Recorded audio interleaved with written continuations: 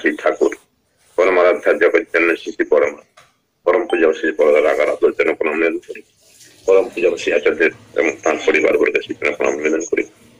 পবিত্র পাঞ্জাজারি কর্মীরা ইষ্টপ্রাণ দাদারা ভক্তের ভাইরা অনুষ্ঠানে ছোট ছোট ভাই বোন সকলকে আমার অন্তর থেকে আন্তরিক জয় গুরু জানাই। এই পরম পিতার পাঠশালায় সেই কর্ম যাতে সুন্দরভাবে উঠে সেই সুবাদে আমরা হয়তো একত্রিত হই। তাই সেই কর্ম যজন যাজন অধ্যয়ন অধ্যাপনা দান প্রতিগ্রহ এই কর্ম কোনটা কার ভাগে জুটে সেটা পরম পিতার ইচ্ছাই বলেন বা এমনি আমরা হয়তো ভাবধারা নিয়ে বিচারধারা নিয়ে একটু করে থাকি। উদ্দেশ্য কিন্তু আমাদের একটাই, ঈশ্বর প্রাপ্তি। ঈশ্বর প্রাপ্তি মানে তিনি ধর্মের মূর্ত প্রতীক, সত্যের মূর্ত প্রতীক, জ্ঞানের মূর্ত প্রতীক। তাই সেই ব্রহ্ম জ্ঞান লাভ আমাদের প্রতি প্রত্যেকের হয়তো কাম্য। সেই সুবাদে এই কর্ম করে থাকি। বলছেন এই সৎসঙ্গ হচ্ছে সর্বশ্রেষ্ঠ পরোপকার কার্য। তাই যারা এই কার্যের ভার গ্রহণ করেছেন তাদের সাথে প্রত্যেকের পারিপার্শ্বিক সার্বিক মঙ্গল নিবেদন যাতে প্রত্যেকের ছুটি দেবে তিনি রাময় জীবন অধিকার করে এই প্রার্থনা তুলে জানাই। আজ সপ্তাহ যে পাঠ হলো, অহংকার যত ঘন অজ্ঞান তত বেশি, অহংকার যত পাতলা জ্ঞান তত উজ্জ্বল। এবং শেষের দিয়ে পাঠ হলো কেন অসতে যতই আসক্ত হয় ততই স্বার্থবোধী সম্পন্ন হয়ে পড়ে যায়। জ্ঞান বা মনে আলোচনা করে রোগ শোক দারিদ্র ব্যাধি ইত্যাদি যন্ত্রণা তোমার কত আধিপত্য করে। আর আমাদের এই সৎসঙ্গের যে মিশন রয়েছে তার কিন্তু উদ্দেশ্য দয়াল কোনো জায়গায় বলছেন ডেথ ডিজিজ ডিজিনটেগেশন ইগনোরেন্স। এখানে কোনো ব্যক্তিগত কারোর সাথে আমাদের লড়াই না, কোনো সম্প্রদায়ের সাথে লড়াই না, লড়াই হচ্ছে নিজের অজ্ঞানতার বিরুদ্ধে। যেটা পাঠ হলো যে আমি অজ্ঞানতাকে পুষে রাখি তাহলে আমি তার জন হয়ে তার সেবক হয়ে ভালো মানুষের সকলের সাথে যে একটা মানে জাস্টিস ন্যায়সঙ্গত আচরণে চলতে পারি না, পারবো না। কেননা সেখানে এই ন্যায়সঙ্গ আচরণটা থাকে না, অহংকার থাকে বলে। তাই অহংকার টাকা পুষে মানে অজ্ঞানতাকে পুষে রাখা। এই অজ্ঞানকে যদি পুষে রাখি, তাকে যদি আমি প্রিয় এবং পোশাক করে রাখলাম, তাহলে কিন্তু আমার সেই অন্ধকার করার আলোকিত হবে না। কেন আমি সেই অন্ধকারে থাকতে চাই, আমি তো সেই অহংকারী হয়ে থাকতে চাই, সেটাকে গলাতে চাই না। কেন অহংকার না গলালে আমার ভিতরে সেই জ্ঞানের যে বাতি বা জ্ঞানের যে দীপ প্রজ্বলিত হবে না। তাই অহংকার কাটানোর উপায় হচ্ছে এই সাধু সঙ্গ সৎসঙ্গ। এই সৎসঙ্গের কিন্তু আবার হয়তো দুটো রসদ পাওয়া যায়। আমার যদি সেই বোধ না থাকে, বিবেক না থাকে, তাহলে সৎসঙ্গের দুটো রস। কেনা সৎসঙ্গ তাকেই বলে নিষ্ঠা যাতে উতল চলে, আনুগত্য কৃতি বাড়ে তেমন তোর এই বিশিষ্ট তালে, যে সঙ্গে এর ব্যতিক্রম মানে অসৎসঙ্গ জানিস তাই সত্তাকে তা করে না স্ফুরণ, অশিষ্ট যা তাতেই থাই।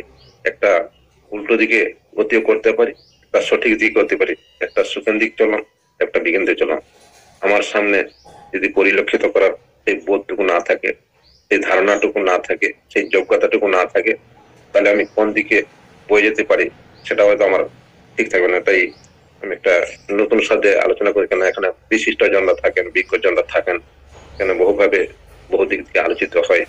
এই আলোচিত জিনিসগুলো যাতে আর একটু মানুষের মানে চক্ষুটাকে যেটা ঠাকুর বলেছেন মানে নির্মল চোখ দিয়ে প্রতি দেখতে পারেন, এই উদ্দেশ্যে হয়তো আমার সাধু সঙ্গ সৎসঙ্গ করে থাকে। কিন্তু আমার চোখে আমার জ্ঞানে অনেক কিছু ধরা না পড়ে, তাই সেই সুবাদে একটা কথা আলোচনার চেষ্টা করছি। আমার বোধে যতটুকু সেই ভাবকে একটু তুলে ধরার চেষ্টা করবো। আপনারা হয়তো কর্তৃপক্ষ থেকে বিকজনটা হয়তো একটু রায় দিয়ে শেষে জানিয়ে দিবেন। তাই এই অহংকার চলন সেটা কেমন, এই অহংকারী চলনটা কেমন, হয়তো যুগে যুগে সেটা ছিল, এখনো আছে, থাকবে, এবং তার উৎখাতে পূর্ণ হয় বলে দয়াল বলছেন। তাই কোনো জায়গায় বলছেন অসৎ ভরা অন্যায় যা উৎখাতে তার পুণ্য তোর। এই অসৎ ভরা অন্যায় যা উৎখাতে তার পুণ্য তোর, প্রশ্রয় বা ঔদাসীন্য জানিস কিন্তু নরক ঘোর। আমি যদি সেই চলনে চলতে থাকি, তাকে প্রশ্রয় দিই, তার প্রতি উদাসীন থাকি, বা অন্য যে চলছে সেখানেও সেই সাহায্য সহযোগিতা করে চলছি, সেখানে আমি প্রশ্রয় দিচ্ছি বা উদাসীন থাকছি, তাতে কিন্তু নরক থাকবে। আর জাগতিক পরিবেশ দেখে অনেক দাদা তুলে ফেলবে। জয় গুরুদা, শোনা যাচ্ছে না? শোনা যায় না? বিকাশদা কিছু বলছেন? তাই এই অসৎ হওয়ার অন্যায় জিনিসটা কি? আমার মনে হয় কোন জায়গায় দয়াল হয়তো অনেক কিছু ইঙ্গিত দিয়েছেন বর্তমান যিনি আচার্যদেব, এবং তার কি বলবো যে হুজুর মহারাজ বলছেন বাপ বেটা ওকে লীলা করবে, তো তাই তার একদম সঙ্গ সাথিয়া হয়ে পরম পূজ্য গোবিন্দা যে হয়তো কার্য শুরু করেছেন, সেই কার্যটা যাতে সুচারু হয় তার জন্য অনেকগুলো কথা হয়তো তুলে ধরা তারা চেষ্টা করছেন, কিভাবে সেগুলি কাটিয়ে ওঠা যায়। যদি ঠিক ঠিক বোধ না থাকে, ঠিক ঠিক ধরতে না পারি, আমার চলন এই সৎসঙ্গে থেকেও কোন রসদ পাচ্ছি সেটা হয়তো টের পেলাম কি পেলাম না। এই টের পেওয়া, এই বোধের জাগরণ, বোধের বিকাশ, জ্ঞানের বিকাশ তখন হয় চারিত্রিক বিকাশ। যদি এরকম চলনে অভ্যস্ত না হয়ে উঠি, ঠাকুর তো বলছেন তোমার দেখা দেখি মানুষ সৎ হবে। সেই সৎ হওয়া যায় কি করে? তাই কোন জায়গায় আচ্ছা দেব হয়তো একটা উক্তি তুলে ধরেছেন, সেটা হয়তো সৎসঙ্গ কেন্দ্র মন্দির বা পরিচালনার বিষয় অবশ্য জ্ঞাতব্য, তাই হয়তো এগুলো আলোচনার বিষয় বলে আমার মনে হয় একটু তুলে ধরার চেষ্টা করি। যারা পাঞ্জাধারী কর্মী, যারা মন্দির পরিচালনা করবেন, তাদেরকে সবার প্রথমে নিজের ইগো, অহংকে সাবলাইম করে চলতে হয়, না চলতে হবে, লক্ষ্য রেখে চলতে হবে। জনপদের যারাই তাদের সংস্পর্শে বা মন্দিরে আসবে, যেন তাদের সত্তা প্রথমে না প্রেমের স্পর্শ পায়। দেখা যায় পাঞ্জাধারী কর্মী বা যারা মন্দিরের পরিচালনার সাথে যুক্ত, তাদেরকে ঘিরে একটা বিরাট বলয় তৈরি হয়। যখন বহু মানুষ আমাদেরকে ঘিরে থাকে, তখনই ধীরে ধীরে আমাদের অহং পুষ্ট হতে থাকে, মনে হতে শুরু করে এত মানুষ আমাদের সাথে আছে। তারপর জীবন থেকে আদর্শ সরে যায়, একটা সময়ের পরে সেই মানুষের গল্প শেষ হয়ে যায়। পাঞ্জাধারী কর্মী ও পরিচালক মন্ডলীর কাছে মধ্যে থাকবে সেবকের ভাব। যেভাবে ভরত রাজ্য চালনা করেছিলেন, এইসব তোমার আমি রক্ষক মাত্র। সেবক সর্বদা অপেক্ষায় থাকবে কবে প্রভু আসবেন। যেদিন তিনি যাবেন, সেবক সরে দাঁড়াবেন। সেবক বলবে তোমার সম্পদের রক্ষক হয়ে আমার সাধ্য মতো আমি কাজ করেছি, আজ তুমি এসেছো, তুমি গ্রহণ করো। পরম পূজ্যবাসী আচার্যদেব এই এক দুইটা যে কথা বলছেন, মানে যখন সংস্পর্শ আসবে তখন মানুষ প্রেমের পরশ পায়। দ্বিতীয় বলছেন যাচ্ছেন যে একটা বিরাট বলয় তৈরি হয়। এই বলয়টা কেন বললেন বা বলয় কথাটা সৃষ্টি হলো কি করে? এই যে অহংকার যে জিনিসটা, সেটা হয়তো বলয়ের ভিতরে থাকে, সেখানে প্রেমের পুষ্ট হওয়ার স্বভাব সংস্কার স্বরূপটা থাকে না বলে তিনি বলছেন ক্রমে সেটা লয় হয়। যুগে যুগে তা হয়েছিল। রাবণ একটা বলয় নিয়েছিলেন, দুর্যোধন একটা বলয় নিয়েছিলেন, মহা পরাক্রমী সেই বলয়ে লয় হয়ে গেছে। তাই বলয়ে লয় হওয়াটা স্বাভাবিক। তাই বলয়কে যদি লয় করতে না পারা যায়, তাহলে নিজেদের সেই লয় হওয়া যায়। সমাজে যে একটা ঠাকুর শান্তির পরিবেশ, সেটা হয়তো এখনো তৈরি হবে কিনা সন্দেহের একটা ফাঁক থেকে যায়। তাই এই বলয় চলন দেখে যদি আমরা টের না পাই, সেটা হয়তো বিশ্লেষণ করতে না পারে। দয়াল কোন জায়গায় বলছেন, আগে হয়তো এটা বলে দিয়েছেন, বলে হচ্ছে কিরকম না শেষে দেখা যাবে সে সম্প্রদায়ের পুরো রাজ্যটা একটা নিরেট শয়তানের প্রতীক। সেখানে হয়তো সবকিছু ঈশ্বরের বিধি বিধান হ্যান ত্যান নিয়ে চলা হচ্ছে বলে দেখানো হয়, কিন্তু আসলে একটু ফাঁক থাকে। মানে তার স্বার্থ রক্ষা করা হচ্ছে, কিন্তু তার প্রতিষ্ঠা করার দিকে লক্ষ্য থাকে না। সব কাজ ঠিক আছে, তাই তিনি কোন জায়গায় বলছেন যদি এরকম থাকে, তাহলে কিন্তু সেটা একটা বিচ্ছিন্ন কঙ্কাল হয়ে দাঁড়ায় বলে কোন জায়গায় বলছেন। কোন জায়গায় বলছেন কথাটা এরকম আছে, মহৎ ছাড়া তীর্থ ব্যর্থতারই বিচ্ছিন্ন কঙ্কাল। এই যে ভাষাটা মহৎ ছাড়া তীর্থ ব্যর্থতারই বিচ্ছিন্ন, এটা কিন্তু একটু লম্বা লেখা আছে। যদি সেই তীর্থে যদি মহান্ত মহৎ না হন, সেখানেও কিন্তু এই বলয় ভাবটা প্রকাশিত হয়। আর বলয়ের রসদ মানুষ পায়, সেখানে কিন্তু ঠাকুরের যে রসদ, সে রসদ কিন্তু খুবই কম পাওয়া যায়। তাই তিনি চাচ্ছেন হয়তো বলয় ভাঙতে, কিন্তু বহু মানুষ বলয়কে সাহায্য করে চলে, কেউ বা এড়িয়ে চলে।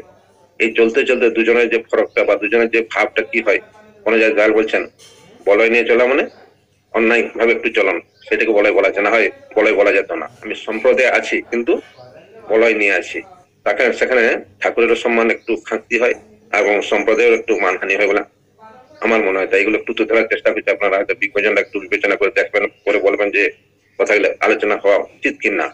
সৎসঙ্গী আমি তখনই হতে পারি যখন সতের সংযুক্ত সেই তদগীর সম্বন্ধে যারা, তাদেরকে নিয়ে হয়তো চলতে পারি। তাদেরকে সাহায্য সেবা কিন্তু বলয় চলার লোককে যে সাহায্য সেবা করতে তাহলে কিন্তু পরে পরে আমিও হয়তো কি বলবো বুঝতে পারবো না পিতামহ ভীষ্ম কোন এরকম ওই বলয়ে লয় হয়ে যাবো। এই লয় হওয়াটা আমাদের কারো কাম্য না, যাতে দয়াল আমাদের ভিতরে প্রতিষ্ঠিত হন, তার ভাবধারা তার সংস্কার যেমন আমার ভিতরে একটু ফুটে ওঠে। আর এটা তখনই সম্ভব যখন এগুলো বিচার বিশ্লেষণ করে প্রত্যেকটা মানুষ চলতে শিখবে। কেননা সাহায্য করে চলাটা বেশি পাপির কাজ বলে তিনি ইঙ্গিত করেছেন। কোন জায়গায় এক একটা বাণীতে এরকম দেওয়া আছে, প্রিয় কর্মের কথা অজ্ঞতাবশত কেউ যদি অন্যায় করে তাহলে সে পাপী, সে বিষয়ে কোনো সন্দেহ নাই। তাদের চাইতে বেশি পাপী হচ্ছে তারা যারা জেনে বুঝে ওই দুর্বলতা অবস্থায় অন্যায়কে প্রশ্রয় দিয়ে চলে। তাই আমি প্রশ্রয় দিয়ে চললাম, কিন্তু সেখানে বুঝলাম না যে এটা ঠাকুরকে অবহেলা করা আছে, অবজ্ঞা করা আছে। কেন আমি যেখানে সাহায্য করছি সহযোগ করছি সেখানে কিন্তু সেই বোধ সেই জ্ঞান আমি পাবো না যেটা ধাঁধাকে ধ্বংস করে প্রকৃত চক্ষু নিয়ে আমি চলতে পারি। তাই প্রকৃত চক্ষু জাগাতে গেলে নাম ধ্যান করি, কিন্তু আমি চিনতে পারলাম না ভালো কি মন্দ, সৎ কি অসৎ, ইষ্ট প্রতিষ্ঠাপন্ন কি ইষ্ট প্রতিষ্ঠাপন্ন নয়। এই যে প্রত্যেক জিনিস একটা ছোট ছোট তিনি টুক দিয়ে করে দিতে চাচ্ছেন। তাই কিভাবে যদি আমি সেগুলো চিনতে না পারি, কোনো জায়গায় তিনি এক জায়গায় বলছেন আমাকে যদি খাঁটি হতে হয় প্রকৃত হতে হয়, তাহলে এগুলো আমার জানার দরকার। কেন ন্যায় অন্যায় সৎ অসৎ মানে আত্মসত্য বহনকারী ইষ্ট সত্য বহনকারী আমার ভিতরে কোন ভাবটা পরিস্ফুট হচ্ছে বা কে কোন ভাবটা নিয়ে চলছে, আমি তাকে সাহায্য করবো কি করবো না, এগুলো হয়তো কেউ বলেন। কালের সাথে কথা হচ্ছিল, বলছেন এই ভালো মন্দ বিচার করে বিধ্বস্ত চায় সতে বা এর জন্য, কিন্তু যদি আমি ঠিক ঠিক না করতে পারি আমি তো সেই সতে নিয়োগ থাকতে পারবো না, সেই সৎ পথে চলাকারীকে আমি সাহায্য করতেই পারবো না, হয়তো উল্টো দিকে সাহায্য করে আমি তো বেশি অধিকারী হতে পারি। তাই এগুলো না বিবেচনার যোগ্য বলে আমার মনে হয়। একটা কথা তুলে তিনি কোনো জায়গায় বলছেন কোন খাঁটি লোক এইভাবে প্রতারণা করতে পারে না। সৎ কথা বা সৎ নীতি নিয়ে ঢং করা, সং সেজে বেড়ানো কোন আত্মমর্যাদা সম্পন্ন লোকের লক্ষণ নয়, ওটা কপটতার নামান্তর।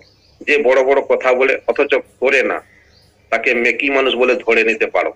তাই আমি বলি চরিত্রহীন বাচক জ্ঞানী হারবাহী গর্ধব ছাড়ার কিছুই নয়। তাদের সদুপদেশ নিষ্ফল হয়ে যাবে।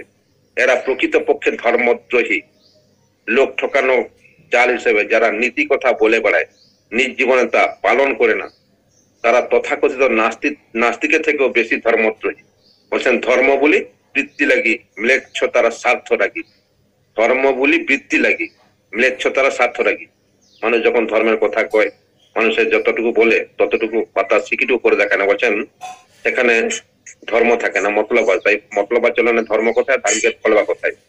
তাই যে মেকি কথা বা ম্লেচ্ছ চলন বলছেন। তাই অসৎ নীতি পরাক্রম যাদের নেই তারা শয়তানের সাকরের, জনসমক্ষে তাদের স্বরূপ উদ্ঘাটিত না করেই পাপ। এই যে বলছেন অসৎ নীতি পরাক্রম যাদের নেই তারা শয়তানের সাকরের, জনসমক্ষে তাদের স্বরূপ উদ্ঘাটিত না করাই পাপ। বিকৃত চলনের মূল উৎপাদন করার দায়িত্ব ভগবান সবার হাতে কিন্তু তুলে দিয়েছেন। এই বিধিদত্ত দায় যে অস্বীকার করে সে মোটেই বিশ্বাসযোগ্য ব্যক্তি নয়। তবে একথা ঠিকই, এ পথে চলার চেষ্টা সত্ত্বেও পদে পদে ভুল হয়। নিজের ভুল যে স্বীকার করে সংশোধনের চেষ্টা করে বলছেন তাকে অপদস্থ করা ভালো না, কিন্তু মতলববাজদের কারসাজি লোকের কাছে মানে এক্সপোজ না করে আত্মদ্রোহিতা সমাজদ্রোহিতা করা হয়, ওই লোকগুলির সাথে শত্রুতা করা হয় বলছেন।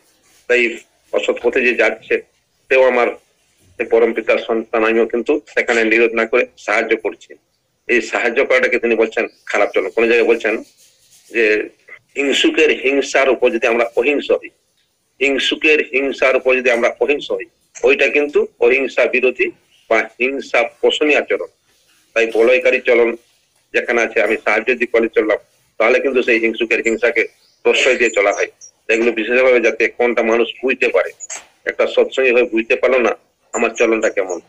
তাই প্রত্যেকটা চলা বলা কি বলে দেয়, প্রত্যেকটা চলা বলাই বলে দেয় তুমি কেমন মানুষ, কি চাও আর কি বা পেতে পারো। তাই এগুলি যদি আমরা ঠিক ঠিক ধরতে না পারি, আমার চলন যদি চলন না হয়, ডাল বলছেন তুমি তোমার ইষ্টকে ধরে চলতেন আরো পাকা, তোমায় ধরে চলবে যারা তারাও পাবে ফাঁকা। তাই আমি কেমন ভাবে চলছি, এই আমার চলাটা দেখতে সে অভ্যস্ত না হয়, আমার চলা সঠিক দেখতে না শিখি, তাহলে আমি কখন যে ওই ইষ্টি চলন বাদ দিয়ে বলয় চলনে ঢুকে যাবো। তাই বলয় চলনে চললাম অথচ ভাবছি তাকে নিয়ে চলছি। তাই তাকে নিয়ে চলাটা আমাদের হয়তো ধর্মে আবির্ভূত বা উদ্দেশ্য হয়েছে, এর মূল উদ্দেশ্য দয়াল কোন জায়গায় বলছেন, to educate people with your character and in infusion of your conviction. তোমাদের চরিত্র ও ধারণার ভিতর দিয়ে জনগণকে শিক্ষিত করার জন্য তোমাদের জন্ম। কিন্তু আমি ওই বলয়কারী চলন নিয়ে চলি, কেননা তিনি করে বলছেন, ঈশ্বরের ডাক এসেছে তাঁর কাছে তোর সঙ্গতি, যোগান দিয়ে হ ধন্য তুই, হোক দলিত দুর্মতি। আমি বলয়কারীকে যোগান দিয়ে কি ধন্য হতে পারি? আমার চলনটা কি সার্থক হতে পারে? আমার চলনে কি চলন হবে? তাই একটা মানুষ যখন ইষ্ট স্বার্থী হয়, সে তখন পরার্থী স্বার্থী হয়। কিন্তু বলয় চলনে একটু থাকে, যে একটু কি বলবো, ঈর্ষার দেশ থাকে। আমি হয়তো তাকে ঠিক রকম আপন করতে পারছি না, বাদ দিয়ে চলছে। বলয় যেখানে আছে সেখানে দল আছে, যেখানে বলয় নেই সেখানে দল নেই। বলয় যেখানে লয়, তাই সেখানে এক আদর্শ নিয়ে এক স্বার্থ নিয়ে চলা থাকে। কিন্তু এই এক স্বার্থ, দুটো স্বার্থ কখন হয়? যখন কেউ মনোমতো চলে, আবার কেউ গুরু মতো চলতে চেষ্টা করে, তখন কিন্তু সেখানে একটু দ্বন্দ্ব বাঁধে। কেন দয়াল বলছেন, ব্যাপারটা যদি যথাযথ ভাবে না বুঝে, যদি উল্টো ভাবে বোঝা যায়, তাহলে সেখানে গন্ডগোল হওয়া স্বাভাবিক। গন্ডগোল হয় মানুষ এই বুঝের মানে দোষের জন্য। বলছেন মানুষের বুঝের গন্ডগোল হয়েছে, তাই বিচার বিবেচনা এবং সিদ্ধান্তে আসাটা সঠিক হচ্ছে না, সেখানে বিভ্রান্তি দেখা দিচ্ছে। একটা মানুষ সিদ্ধান্ত নিয়ে চলতে পারছে না, ভাবের ঘুঘু বনে যাচ্ছে। কেন না? সে টেরই পাচ্ছে না আমি কাকে সাহায্য করে চলছি, তার ব্যক্তিত্ব কেমন, তার ব্যক্তিত্বে ইষ্ট স্বার্থ বেশি আছে না আত্মস্বার্থ বেশি আছে। এই যে দুটো স্বার্থ, তাই তিনি ঘুরিয়ে ঘুরিয়ে পূজ্যপাদ দাদা অনেক কথা বলে গেছেন। যে বলয় যেখানে, সেখানে কিন্তু মানে ভাষা রেখে বলছেন যে সবাই সবাইকে নিয়ে চলেন, কারো দোষ দেখতে নেই, দোষ তো সবাই আছে। কিন্তু তারপরে বলছেন যে একে অন্যের সাথে মতে মেলে না, আর একটা পার্টি সৃষ্টি করে ফেলে, এর থেকে বড় গরিত অপরাধ নেই, ভয়ঙ্কর অপরাধ। যে আমি দুটো পার্টি করলাম, তখনই বোঝা গেল আমি ঠাকুরের হয়নি, একসাথে মিলেমিশে থাকতে পারছি না। আমি বলি আমিও ঠাকুরের প্রতিষ্ঠা করি, আপনিও বলেন আমিও ঠাকুর, অথচ কেউ কাকে সহ্য করতে পারছি না।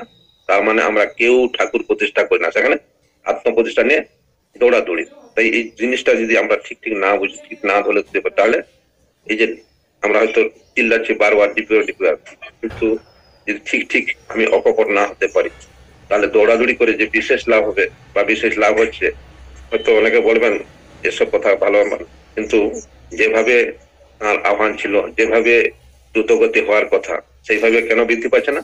না এখন আমাদের ভিতরে এই যদি মানে ফুল ত্রুটি চলন গুলো থেকে যায়, এই ফুলে ভরা জীবন নিয়ে তার কাজ করা যায় না, আর সেখানে নিজের সফলতা আসে না। কেন ওয়ান সাকসেসফুল কাম মেনি সাকসেসফুল।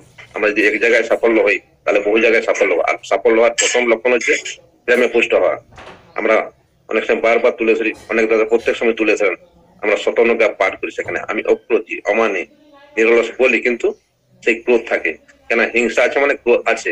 এখান থেকে সরে আসতে গেলে এই ইগোস্টিক চলনটাকে ইলাস্টিক সিটিতে চলাটা রূপান্তরিত করেছে। কিন্তু সেটার জন্য যে আমি একটু নেও হবো, খাটো হবো, সেটা কিন্তু করি না। মানে এক কথায় আমার আমিকে বজায় রাখতে চাই, আমার আমির ভিতরে তিনি আমিকে পুষ্ট দিতে হতে বা প্রশ্রয় দিতে আমার মোটেই রাজি নয়, সেখানে রাজি। এই প্রত্যেকটা চলন যদি আমরা ভেবে ভেবে দেখি, তাহলে আমি একটা মানুষ হতে পারি। আমার সামনে যে বহু মানুষ কেন তিনি বারবার বলছেন যদি এটা তোমাদের কারো মাথায় সেট না হয়, বলছেন কিছুই হবার নাই। বলছেন তোমার যদি একার মাথায় সেট হবে, তাহলে অনেকের মাথায় সেট হবে। বলছেন তাই সেট হবে আমার মাথায় কি, এই বৃত্তি পুরুষোত্তমকে সেট করে রাখবো না গুরু পুরুষোত্তম রাখবো? বৃত্তি পুরুষোত্তমকে রাখলে এইগুলি থেকে আমার নজর পড়বে না। কেন তিনি বারবার ইঙ্গিয়েছেন এই চলনটা খারাপ, অথচ আমি করে যাচ্ছি। মানে আমার ভিতরে সেই অহংকারটা এখন আছে, মানে আমার এত অজ্ঞতা আছে, আমি সাথে ধরতে পারছি না। তিনি কোন জায়গায় হয়তো একটা বাণী দিয়েছেন যে ঘরগুলো আমরা দেখতে পাই, কারোর সাথে বিরোধ দেখে যদি মন্দিরে যাও, দেবতার মুখ গম্ভীর হয়ে উঠবে, কিন্তু আমি বারবার বলছি আমাকে দেখে খুশি হচ্ছেন খুশি হচ্ছেন, কিন্তু এদিকে আমার বিরোধ দরকার আছে, কিন্তু ওদিকে মন্দির তৈরি, মন্দির পরিচালনা সবই করছি, কিন্তু এটা থেকে যাচ্ছে। মানে এক কথায় আমি ওই বাণীটার কত মর্যাদা। আবার সবসময় বারবার বলছি, বিদ্বেষ এলেই ক্রমে তুমি সংকীর্ণ হয়ে পড়বে, আর সংকীর্ণতাই পাপ। ওই সংকীর্ণতা রেখে পাপ নিয়ে চলছে, অথচ বলছে আমাকে দেখে ঠাকুর খুব খুশি হন, আমি সমাজে একটা প্রতিষ্ঠিত ব্যক্তি হয়ে গেলাম। মানে এই অর্থ মান যশ থাকে যখন, তখন কিন্তু সেটা ঠাকুরতা জাগানোর বা সেই জ্ঞানে পুষ্ট হওয়া, প্রেমে পুষ্ট হওয়া, সেই ভাবটুকু থাকে না। তাই আমি দুটা স্বার্থ নিয়ে তার কাছে আসতে পারি, একটা স্বার্থ তাকে খুশি করতে, আর একটা নিজের স্বার্থ পরিপূর্ণ করতে। দুটো স্বার্থ কিন্তু এক না। বলছেন যে আসে তার স্বার্থ রক্ষা করতে, সে কিন্তু সবসময় চায় তিনি যেটা পছন্দ করেন না, তার অপছন্দ কাজ সে করে না, তাই তার পরিবর্তন হয়। কিন্তু যে নিজের স্বার্থ পূরণ করতে আসে, তার তো আত্মসংস্থানের কোনো স্বার্থই নাই যে আমি নিজেকে পাল্টাবো, নিজের রুচি, নিজের মানে জায়গা চলন পাল্টাবো, সেই দিকে তার কোনো ভ্রুক্ষেপই নেই। কেন এত আত্মস্বার্থে মর্ত, সে কি চায়? মানে তার স্বার্থত চাহিদা কি সেও তা বুঝতে পারে না, অথচ বহু জায়গায় আমরা তাকে নেতা শিক্ষক করে রেখেছি, কিন্তু উপাধি আছে তো, তাই বলছেন উপাধি যাদের ব্যাধি হয়ে কাণ্ড জ্ঞানকে করেছেন নষ্ট, শিক্ষক নেতা নয় কো তারা, এ কথাটি জানিস খাঁটি স্পষ্ট। ঠাকুর বলছেন নেতার যোগ্য নেই আর এ নেই, কিন্তু আমরা রাখছি কেন? দুর্যোধন তখনও নেতার যোগ্য ছিল না, কিন্তু বহু লোক তাকে নেতা আকারে রেখেছিল। রাবণও ছিল না নেতা, কিন্তু তাই যুগে যুগে থাকবে, কিন্তু দয়াল তো ধরে যদি সেই সবগুলো আমি বুঝতে না পারলাম, করতে না পারলাম, আমার সেই বোধের বিকাশ, সেই জ্ঞানের বিকাশ, আমার চলনটা হয়তো স্থির চলন না হয় অনিষ্ট চলন থেকেই গেল। তাই তিনি বারবার এগিয়েছেন এই আত্মবিশ্লেষণ, আত্মসংশোধন, আত্মনয়ন। যদি আমার প্রকৃত আত্মনয়ন হয় তাহলে প্রতিপত্তির আত্মনয়ন। তখন কিন্তু আমরা প্রতিপত্তি যে 5-6টা জিনিস আছে, আদি ব্যাধি দুঃখ দুর্দশা সব থাকবে রক্ষা। এখানে এই সমাজে এই রেফারেন্সি থেকে মানুষের যে ক্ষতি হয় আর অন্য কোনো কিছুতেই হয়নি, আর সেখানে প্রেমে পুষ্ট হওয়া যায় না। কেন যারা বলছেন তুমি এমন শক্তি লাভ করে থাকো, এই একটা দুটা মন্দির না, হাজার হাজার মন্দির করতে পারি। এমনকি লাস্টে বলছেন তুমি চন্দ্র না এমন শক্তি লাভ করতে যাতে চন্দ্র না সূর্য পক্ষচ্যুত করতে পার, বা পৃথিবী ভেঙে টুকরা টুকরা করতে পার, বা সবাইকে ঐশ্বর্যশালী করতে পার। আজ তোমার হৃদয় প্রেম না থাকে তোমার কিছুই হয়নি। আর প্রেম তারই হৃদয় থাকে যে তাকে ভালোবেসে তাকে মেনে চলে, আর তাকে ভালোবেসে চলার প্রথম উদ্দেশ্য হবে সেই নেতা বা অগ্রগামী যে হবে তার ভিতরে কারো দোষ দেখার থাকবে না। তাই সে প্রতিপত্তি যাতে আপন করে চলতে পারে। আর যদি কোনো জায়গায় বলছেন হয়তো সেটা তিনি কোনো জায়গায় কথা বলেছেন এই ভাষাটা, যে কার মাথায় ঠাকুর যে কার মাথা নেই, দাদা গানের ভিতরে ঘুরে দিচ্ছেন, সেগুলো আমরা ধরতে না পারলাম, বুঝতে পারলাম, অথচ আমি ঠাকুর নিয়ে চলে আসতে নিয়ে বলি মুখে বলাটা। তাই কোনোদিন বলে গেছেন বা বলেছিলেন এই কলিকালে কি না, মানুষের মুখের বলিতে ধর্মে মেলে কলিকালে, বাস্তব আচরণে তার সাক্ষাৎ খুবই কম মেলে। তাই আমার চলনে বলে যেন বাস্তব সাক্ষাৎ পাওয়া যায়, সেটা আমি দেখবো। আমি যদি সত্যিকারে তাকে নিয়ে চলি তাহলে আমার চলন বলে একটু আলাদা হবে। কেননা বোধ নিশ্চিত একটা কথা আর বোধবিহীন কথা, কেননা চরিত্রহীন বাচকহীনের একটা কথা, চরিত্রবান বাস্তবহীন একটা কথা। একটা ব্যক্তির কথা একটা সত্তায় দাঁড়িয়ে বা সত্তা যখন কথা বলে, কখন ব্যক্তি কথা বলে কখন সত্তা কথা বলে, সবগুলো আমি টের পেলাম। আর টের পেলাম না, একটা মানুষ তোতা পাখির মতো বলি বলতে পারে, আবার সে বোধ নিয়ে বলতে পারে। কেননা এখন অনেকগুলো ইঙ্গিত দিয়ে বুঝতে চান যে বুলি দুর্গমে থাকে। বলছেন পাখির মতো বলতে পারো সঙ্গতিহীন বোধ না, তার মানে নয় কি এটা আসল তথ্য জানো না। আসল তথ্য আমি জেনে বলি না, আসল তথ্য না জেনে বলি। আমি কখন না জানা প্রফেসরের মতো হয়তো বিশ্লেষণ করি না, একদম সেই একটু জেনে, কমসে কম পুরো জানা না হয়ে থাক কিছু তো জানি।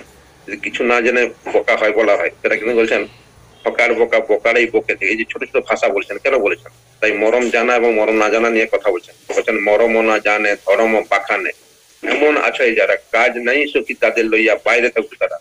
তাই আমি বাইরে থাকার লোক কিন্তু আজ সামনে হাজির হচ্ছি, মানে কি সেখানে আমি ভাবছি ইষ্ট প্রতিষ্ঠা করছি, কিন্তু দয়াল বসে সে জায়গায় কি হয়, আত্মপ্রতিষ্ঠার জায়গায় উল্টোটা হয়, মানে আত্মপ্রচারের জায়গায় আত্মপ্রবঞ্চনা হয়, আর ধর্মের মঞ্চটা নষ্ট হয়। তাই মানুষ বিপরীত দিকে ধাবিত হয়। কেন বলছেন মতলবার যখন মানুষ কথা কয় তখন কিন্তু মানুষের ধর্মের প্রতি অশ্রদ্ধা বাড়ছে। তাই বহু মানুষ সরে গেছে, সরে যাওয়ার কারণটা কিন্তু আমাদের এই বিকৃত চলন। যদি আমাদের চলনগুলো খুব উৎকৃষ্ট থাকতো, সেই প্রেম থাকতো, সেই বিনয় থাকতো, তাহলে বহু মানুষ আকৃষ্ট হয়ে সেই মানুষ আর প্রলোভনে হয়তো এসে জোরে ধরতো, বা মানে কি বলবো অনুসরণ করতো। অনুসরণ তখনই করবে যদি আমরা উন্নত মানের হয়ে চলতে পারি। আর সৎসঙ্গ সেদিন পথ প্রদর্শক হবে দলের ইচ্ছা ছিল এই সৎসঙ্গ দা সেভার অফ দ্য ওয়ার্ল্ড, সৎসঙ্গ জগতের উদ্ধাতা একদিন হবে। আর সেটা তখনই সম্ভব যখন আমরা প্রত্যেকে সৎসঙ্গ বানা হয়। যদি মতলব আইনে চলন থাকে সেখানে কিন্তু বলছেন মানে ধর্মের চলনও থাকে না, ধর্মের ফলন থাকে না। তাই তিনি কোন জায়গায় বলছেন যে পরম পিতার দয়া তোমরা যা যা পাওয়ার তা সবই পেয়েছ, কোনটা তিনি বাদ দেননি।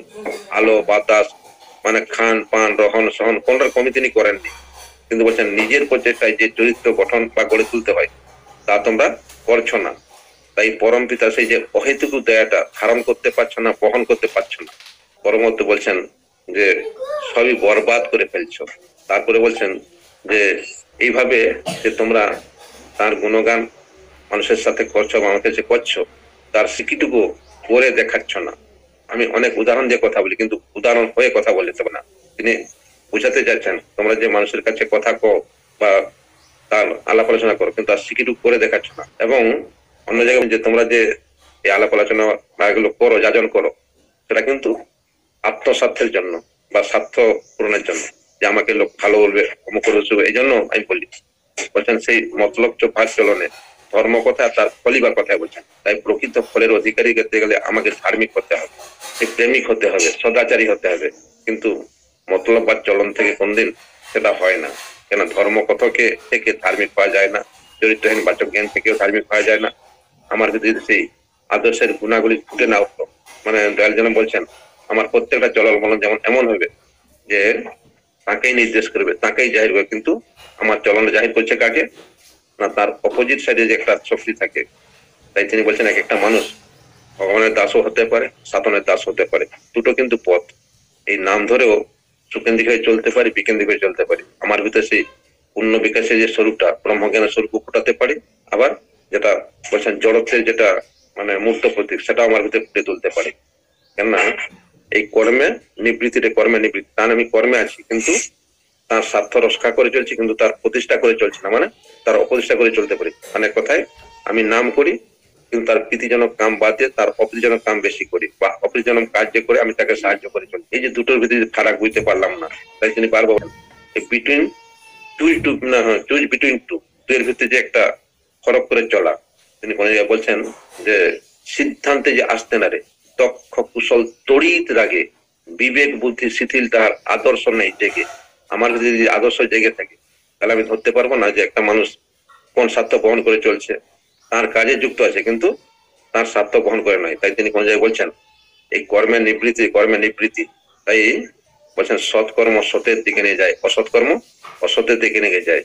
একদিকে জড়ত্ব, একদিকে পরকর্মের লয়। এই যে ভাবাটা বলছেন, তাই বলছেন যদি জড়ত্ব প্রাপ্তি হয় তাহলে কি নির্বাণ প্রাপ্তি হয় রে? নির্বাণ প্রাপ্তি হয়? আমি তো একদম অপদার্থ নাই কুপদার্থে চলে গেলাম। মানে সেন্সটা আমার এই বেড়ে বেড়ে কমন সেন্স দিকে না গিয়ে ধীরে ধীরে আমি নন সেন্সে হয়তো পৌঁছে গেলাম। তাই গাঢ় অহংযুক্ত হৃদয় ভাবে আমি খুব মানে ভক্ত, আমি সেইরকম ভাব নিয়ে চলি। সঙ্গ সান্নিধ্য বহুত পেতে পারি কিন্তু তার প্রতিষ্ঠা করতে পারি কিনা সন্দেহ। তাই সন্দেহ নিয়ে না চলে কিভাবে তিনি যে বলছেন সেই বিশ্বাস, নির্ভরতা, আত্মত্যাগ, আমি বিশ্বাস নিয়ে চলি, নির্ভরতা করে চলি, আত্মত্যাগ করে চলি, কিন্তু সেটা তার মনের মতো হয় না, তার স্বার্থ মতো হয় না, তার চাহিদা মতো হয় না। তাই তিনি বারবার বলছেন যে ইষ্টের চাহিদা, ইষ্টের চিন্তা, ইষ্টের চাহিদা, ইষ্টের চাওয়া যেসব কিছু, ইষ্টের চিন্তা, ইষ্টের চাহিদা না, গুরুর চিন্তা, গুরুর চাহিদা, গুরুর যা সব কিছু যদি তুমি না বোঝো, নাম ধ্যান করেও হবে না কিছু। তাই কোটি জন্ম করে যদি নাম সংকীর্তন তথাপি না পায় কেউ, যদি তার চলনটা সুকেন্দ্রিক না হয়, বিকেন্দ্রিক থাকে, তাহলে কোটি জন্ম করেও হয়তো সে কিছু ফল লাভ করতে না পারে। যদি এক জন্ম করে বা একদিন করে, তাও কিন্তু বলছেন একবার রাম নামে যত পাপ করে পাপীর নাহিক সাধ্য তত পাপ করে। তাই একবার নাম করে আমি অনেক ফল পেতে পারি। তাই কিভাবে সেই নামটা হবে, সেটা কখন সম্ভব না আমার ভিতরে যদি তার ভাবটা ফুটিয়ে তুলি। তাই তিনি বারবার বলছেন অর্থ মান যশ ইত্যাদি পাওয়ার আশায় আমাকে ঠাকুর সাজে সাবধানও ঠকবে। তোমার ঠাকুরও তো না জাগলে কেউ তোমার কেন্দ্র নয়, ঠাকুরও নয়, ফাঁকি দিলেই পেতে একটা। তাই আমি চলনটা ভজনটা ভরছি কিন্তু খাম খেলি না, না গুরু মাফিক। একটা গুরু সর্বস্ব হয়ে গুরু মুখে চলা যায়, একটা গুরু বিমুখী হয়ে চলা যায়। আমার চলনটা যদি নিজেকে যদি বুঝতে না পারলাম, তাহলে আমি অনেক সময় রায় দিতে পারি, সে রায় নিয়ে বহু মানুষের ক্ষতিও হতে পারে, আবার যদি ভালো হয় ভালো হতে পারে। তাই বলছেন নিজেকে বিচার করতে জানে না, নিজেকে নিজে বিচার করতে জানে না, অন্যের বিচার করবে কে?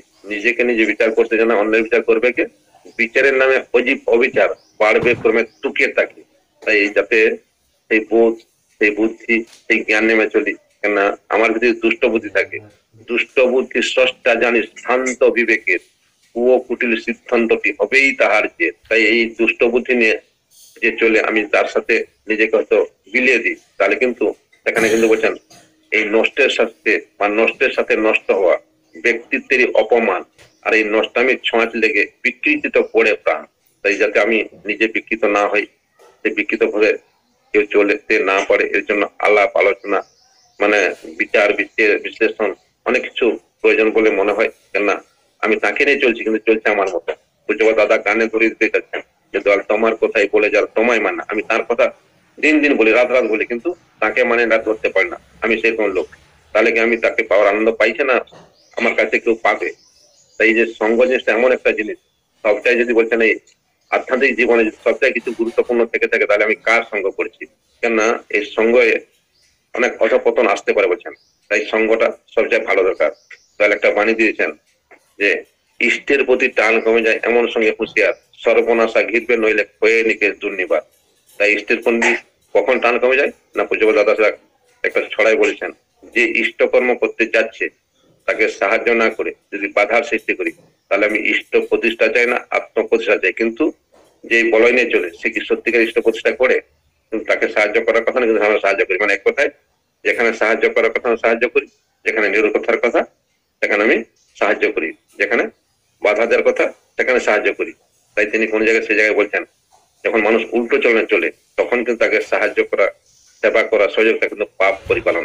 বলছেন মানুষ যখন ধর্ম বনাম পাপের মূর্তি হয়ে চলে, সুরদের দীপনার ছদ্মবেশে অসুর প্রভৃতির সঞ্চালনা করে চলে, বলছেন তখনও তাদের পরিপালন কিন্তু পাপ পরিপালন। এরকম ভাষা অনেক জায়গায় তিনি দিয়েছেন। আমরা আর একটু নিজেকে সজাগ করে মানে সচেত রেখে, কেন আমার যদি সেই চেতনার উদ্বেগ না হয়ে থাকে, আমার যদি সেই বোধের উদয় না হয়ে থাকে, কেন এই বোধ এমন একটা জিনিস সঠিক বেঠিক ধরিয়ে দেয়। এই বোধ যদি উল্টো থাকে তাহলে কিন্তু আমি উল্টোটাকে সঠিক বলে ভেবে থাকি। কেন এই ধারণা শুদ্ধ না হলে ভাব শুদ্ধ হয় না, আর ভাব শুদ্ধ না হলে ভাব সিদ্ধ হয় না, আর ভাব সিদ্ধ না হলে ভাবান্বিত করতে পারে না অপরকে। আমি যে এরকম মিথ্যা কপট থাপ্পা ধাঁজে আমার শরীরে রঙিন থাকে, বলছেন মিথ্যা কপট থাপ্পা ধাঁজে স্বভাব রঙিন হলে তত্ত্ব সরল শুভ যা উল্টো বুঝেই চলে। আমি কিছু উল্টো বুঝালো যে বিকেন্দ্রিক তাকে সাহায্য করাটা ইষ্টিচলন বলে মনে করি, সেটা ইষ্ট প্রতিষ্ঠা হচ্ছে বলে মনে করি এরকম। তাই এগুলো আগের ধারণা শুদ্ধ হওয়ার দরকার আছে। এই ধারণা এমন একটা জিনিস, মানে মানুষ যখন উল্টো করে থাকে সম্পূর্ণ উল্টো বুঝে। তাই অনেকগুলো বাণী ছড়া দেওয়া আছে, আমরা যদি তার একটু বিশ্লেষণ করে তার বই পড়ে বই হয়ে গেলাম, তার এসেন্সকে মজ্জাগত করতে পারলাম না। মানে মানে টিকলি যদি কত শত কত কিছু ফুটলো না, স্মৃতির বলদ ফলি শুধু এক মুঠো বা জুতো না। তাই এই স্মৃতির বলদ না থেকে বাণী আওড়িয়ে না আসে, তার যাতে প্রত্যেকটা তিনি কি চান সেই রসদটা বুঝে আমি যেমন চলতে পারি। তাই অনেকগুলো হয়তো কথা তুলে ধরার চেষ্টা করলাম, প্রত্যেকটা কথা একটু লম্বা লম্বা রয়েছে, কোন সময় হলে যদি পাঠ করা যায় হয়তো সত্যিকারে তাকে প্রতিষ্ঠা করতে চাই, তাহলে অনেকগুলো দিক আমাদের ভাবতে হয়। এক পেশে চলনে চললে তাকে প্রতিষ্ঠা করা হয় না। তাই এখনো যারা আছেন আমার এই হয়তো কি বলবো ক্ষুদ্র প্রতি যা কিছু দিলাম, কেউ একজন হয়তো সন্তুষ্ট হয়ে থাকেন, কারো একজনের সাহায্য সহযোগিতা হয়েছে, তাহলে হয়তো বলার সার্থকতা রয়েছে। না হয় ওই যে বললাম না পোকার পোকা বকালিস্ট হয়তো চলে যাবে। তাই এখনো যারা আছেন, যারা যে উদ্দেশ্যে সবসময় দিয়েছেন, প্রতি প্রত্যেকে সব পারিপার্শ্বিক সার্বিক মঙ্গলকামনা চলেন তৎক্ষণাৎ যাতে প্রতি প্রত্যেকে তবে সংযুক্ত সেই সংস্কৃতি সম্পন্ন হয়ে সেই সৎ হয়ে ধার্মিক হয়ে নিজের দৃষ্টান্ত রেখে আপনাদের সঙ্গে বহু মানুষকে পাঁচজন তাঁর সেবক তাঁর যন্ত্র করে প্রতি প্রত্যেক জীবন সার্থক করে তুলতে পারেন, এই কথা জেনে বক্তব্য করছি। জয় গুরু, জয় গুরু। আমাদের সঙ্গে বাবুসোনা খুব সুন্দর ভালোবাসেন, তাই আমাকে সুযোগ দিয়েছিলেন দাদার ও সপরিপার্শ্বিক সার্বিক মঙ্গল করি। জয় গুরু, জয় গুরু।